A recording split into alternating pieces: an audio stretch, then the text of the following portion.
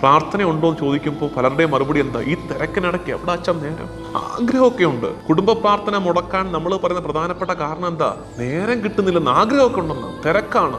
ആ തിരക്ക് പറയുന്നവരാണ് ഈ ഭാഗം പ്രത്യേകം ധ്യാനിക്കേണ്ടത്. അതായത് എപ്പോഴും ഓർക്കണേ, കർത്താവിൻ്റെ അടുത്ത് അപ്പനും അമ്മയും മക്കളും കൂടെ ഒരല്പം നേരം ഒരുമിച്ചിരിക്കാൻ കഴിയാത്ത വിധം തിരക്ക് നമ്മുടെ ജീവിതത്തിൽ വേണ്ട. അത് ദൈവം ആഗ്രഹിക്കുന്നില്ല അങ്ങനെ ഒരു തിരക്ക്. അതുകൊണ്ട് നമുക്ക് കർത്താവിൻ്റെ അടുത്തിരിക്കാൻ സമയം കണ്ടെത്തണം. ഒത്തിരി തിരക്കുകൾ നമ്മുടെ ജീവിതത്തിൽ ഉണ്ടാകുമ്പോൾ നമുക്ക് പലർക്കും പറ്റിപ്പോകുന്നത് ആ തിരക്കിൽ നമ്മളങ്ങ് ഫ്ലോട്ട് ചെയ്യും. അത് നമ്മുടെ പ്രൊഫഷനുമായിട്ട് ബന്ധപ്പെട്ടതാകാം, നമ്മുടെ ബിസിനസ്സുമായിട്ട് ബന്ധപ്പെട്ടതാകാം, ഈവൻ നമ്മുടെ ആത്മീയത പോലും ആകാം.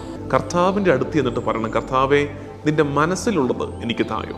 അപ്പോൾ നമ്മൾ പറയും, കർത്താവിൻ്റെ മനസ്സിലുള്ളത് തരാൻ വേണ്ടിയാണ് പിന്നെ എന്തിനാ പോയി പറയുന്നതാണെന്ന്. ആ ബന്ധം പറച്ചിലാണ് ആ ബന്ധം. അപ്പനോടുള്ള ബന്ധം നടക്കുന്നത് അവിടെയാണ്.